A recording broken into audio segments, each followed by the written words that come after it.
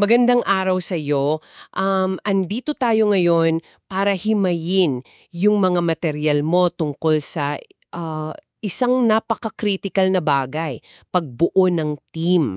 May isang tanong nga dito na grabe tumatak talaga sa akin eh. Ano yun? Ito, paano kung ang susunod mong recruit ang magpapabago sa buong ministry mo o tahimik na sisira sa lahat ng pinaghirapan mo? Mhm. Yan yung pag-uusapan natin. Lalo na yung panganib daw nung tinatawag na open door recruitment. Oo, tama. Kasi yung tiningnan natin sa sources mo, parang dapat daw ang tingin mo sa sarili mo ay isang master architect ng team. Kumbaga, hindi lang basta pagpuno ng upuan. Okay, so mas maingat. Oo, mas maingat na pagpili. Gamit yung tatlong C's daw. Calling o pagkatawag, character o pagkatao, tsaka yung contribution o yung ambag talaga. Okay, tatlong haligi. So, ang goal natin ngayon, para sa'yo na nakikinig, mabigyan ka ng practical na gabay. Paano ba buuin yung team na, alam mo yun, hindi lang magaling, pero talagang karapat-dapat sa misyon? Sige, simulan natin dun sa una. Pagtawag. Calling. Mhm. Sabi dito, hindi raw to simpleng gusto ko lang or magaling ako dito. Mas malalim daw. Parang imbitasyon galing sa Diyos. Tama ba? Exactly. At yun yung challenge eh. Paano mo makikilatis yun? Yung divine commissioning, kumbaga. Hindi raw kasi talaga to basta makikita sa resume lang. So paano? Ang emphasis, ebidensya ng pagkilos ng Diyos sa buhay niya. Yung halimbawa nga si Jesus, di ba? Nanalangin daw buong gabi bago pumili nung 12. Hindi lang kung sino yung available or gustong sumama. Mas mabigat daw yung appointment kesa sa aspiration. Gets ko. Kaya pala may babala dun sa self-appointed stones, yung mga sumasali dahil lang gusto nila, hindi dahil tinawag talaga. Dito siguro pumapasok yung pag-iingat sa open door policy, di ba? Oo. Kasi kung calling ang besehan, hindi pwedeng, tara, sali ka lang palagi. May risk pag hindi nasala kung sino yung papasok. Yung calling kasi, parang yan yung divine backing eh. Okay, yung parang selyo. Yun. At kung wala yun, kahit gaano pa kagaling o kasipag, baka hindi kayanin yung bigat, yung pressure na nagdadala naman sa atin sa pangalawa. Karakter, pagkatao. Ito, sabi dito, ito raw yung unseen bedrock. Yung pundasyon na hindi mo agad makikita pero pinakamatibay dapat. Ang nakakaano nga dito, sabi sa material mo, yung parang yung maliit na bitak daw sa karakter, yun daw yung mas madalas maging sanhi ng pagguho ng team. Higit pa sa kakulangan sa skills. Parang, time bomb. Totoo yan, sobra. Sinasabi nga dito, ang karakter, hindi tulad ng skills na, alam mo na, pwede mong ituro eh. Ang karakter, nahuhubog yan at nasusubok. Saan nasusubok? Sa mga pagsubok mismo. Sa paano tumanggap ng correction.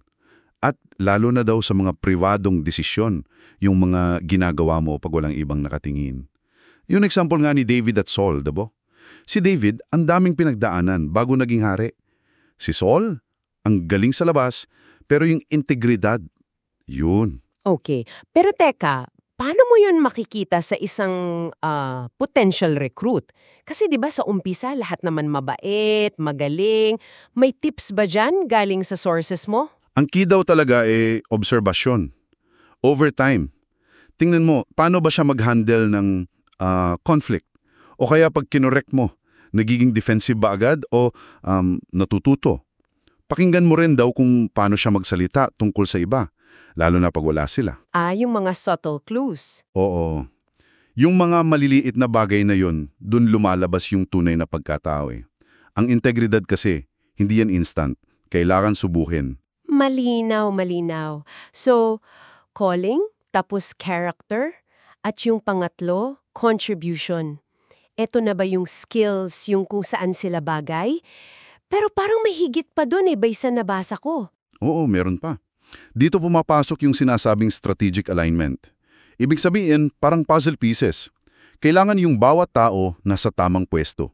Kung saan talaga pinaka-effective yung unique niyang kakayahan para sa buong misyon. May example ba dyan? Yung ginamit nga, yung sa Nehemiah 3, yung pagtatayo ng pader. Bawat pamilya may specific na part na inaayos.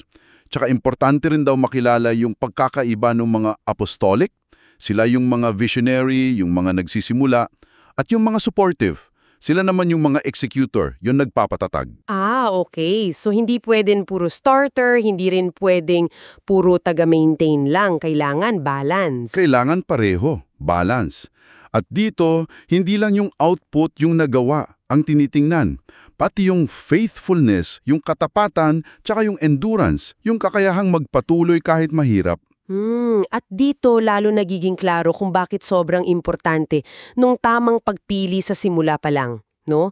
Kasi kung mali yung nalagay mong bato dun sa pader, apektado lahat. At dyan tayo babalik ulit sa pag-iingat sa open door policy.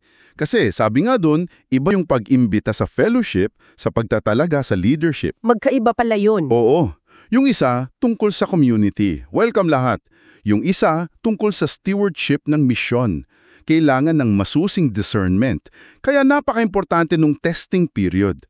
Pagsubok muna bago bigyan ng malaking responsibilidad. May nabanggit pa ngang tool doon yung Maturity and Ministry Tracker. Tinitingnan daw hindi lang skills, kundi pati yung prayer life, Bible engagement, yung spiritual fruit, yung mga bunga tulad ng humility. Tapos, ito importante, yung relational health. Paano siya makisama? Paano humawak ng conflict? Kasi dyan daw talaga nasusukat yung tibay. Tama. Kasi sa huli, ang tanong dapat hindi lang sino ba yung available o sino yung may gusto.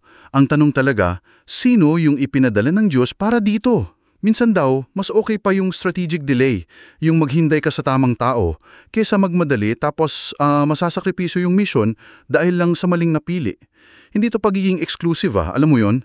Ito ay pagiging tapat na katiwala. Sobrang linaw nun, okay. So bilang buod para sa'yo, una, pagkatawag na may konfirmasyon galing sa tahas. Pangalawa, karakter na subok na, lalo sa mga pagsubok. At pangatlo, kontribusyon na naka-align alaga sa misyon. Yan yung tatlong haligi ayon sa mga materyale na to na kailangan mong bantayan para makabuo ka ng team na magtatagumpay at tatagal talaga-dalaga. Tandaan mo lang, bawat taong pipiliin mo, sila yung huhubog sa future ng pinaghihirapan mo.